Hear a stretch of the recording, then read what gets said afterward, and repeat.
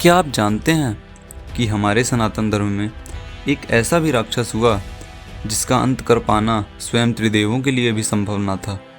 बहुत समय पहले की बात है, जब इस ब्रह्मांड में न तो प्रकाश था न जीवन की कोई परछाई, सिर्फ असीम अंधकार की गहराइयाँ थीं, जहाँ अराजकता ने अपना सिंहासन जमा रखा था।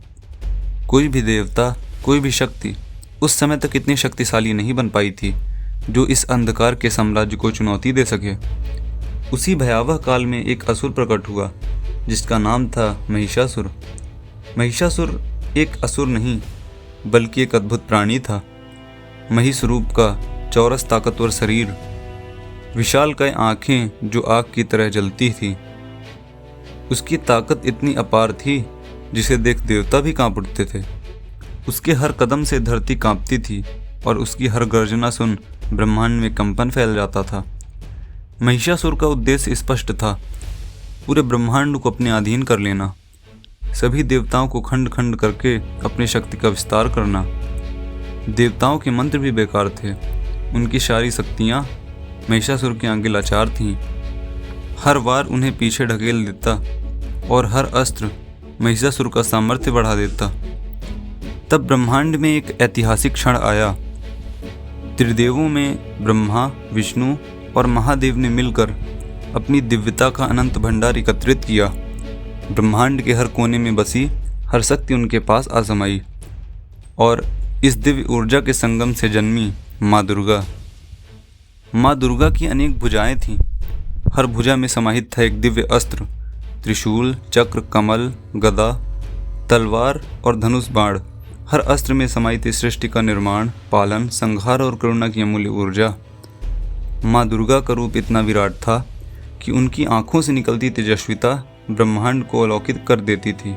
उनके पग धरती पर पड़ते ही पृथ्वी चमक उठती थी, जैसे संपूर्ण सृष्टि उनका स्वागत कर रही हो। फिर आरंभ हुआ महायुद्ध।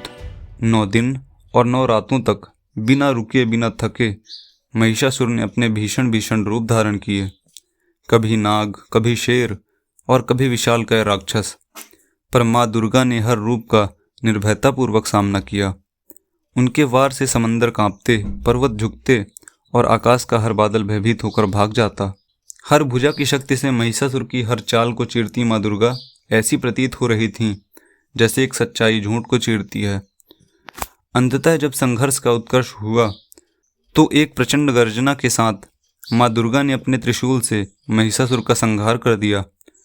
पृथ्वी पर पुनः शांति का आलोक फैल चुका था। सृष्टि ने राहत की सांस ली। हर जीव ने माँ दुर्गा की जयकार की।